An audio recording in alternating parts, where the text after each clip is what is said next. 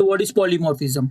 It means one single thing, but it has multiple different forms. For example, vehicle is having multiple different forms. For example, two-wheeler, three-wheeler, and four-wheeler.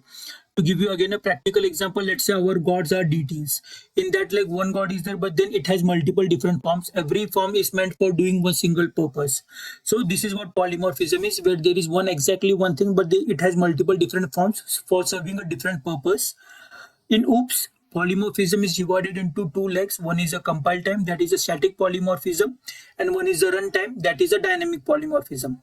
Method overloading or a function overloading is one type of a compile time polymorphism, and method overriding is one type of a dynamic polymorphism. When we are saying compile time, it means like you have written a Java file, and when you are compiling it using Java C, at that time there is, let's say, a class. In that class there are two similar kind of a function having same name, same syntax, but they are performing different operation. So at compile time, it is determined which function to be invoked.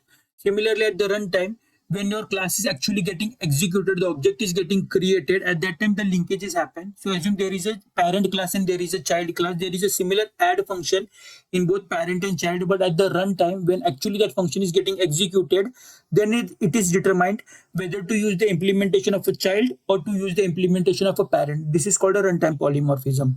So I have a dedicated short playlist created on OOPS concept. If you are really interested, please do like, subscribe this channel and watch those playlists.